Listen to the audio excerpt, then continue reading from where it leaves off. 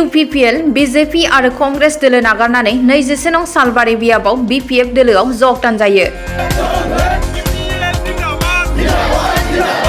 BTC बिसायख'थिया सौफैनाय लोगो लोगोनो हांखुर जादों राजखान्थि दोलोफोरा। हाग्रामा महिलारि दैदेननाय BPF दोलोनि आसारखान्थिखौ मोजां मोननानै 29 नं सालबारि बियाबनि बाबारि प्राइमारिनि सा 85 निख्रुइ बांसिन UPPL, BJP आरो कंग्रेस दोलोनि मावथि आरो सोद्रोमाफोरा BPF दोलोआव मदद होफैनाय नुथाय।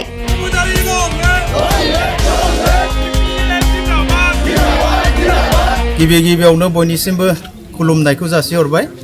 दिनै सालबारि समस्तिनि बेन्दोङाव थानाय बाबारि प्राइमारि आरो पुट्रिजार बुथनि लिंथुमनायाव BPF दोलोनि मोनसे जयनिं हाबाफारि जानानै थाङो।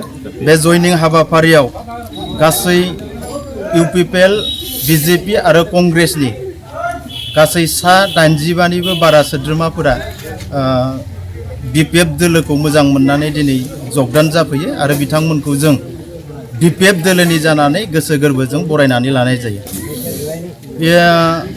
जोंहा election MCC code of conduct बियो डिक्लेयार जाबाय। फैगौ 22 तारिखआव इलेक्शना जागोन।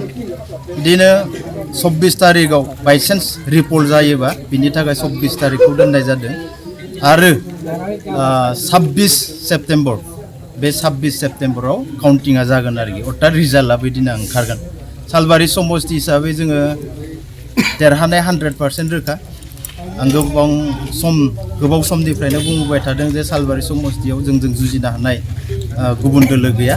सालबारि समस्तियाव जों BPF हिसाबैनो देरहासार जागोन, बे 100% रोखा। जोंहा आद्रा थानाय 18था जितु बिजाथि फारिलाइ बेखौ गाबोन समनियानि गेजेराव मोननो थांगासिनो दं।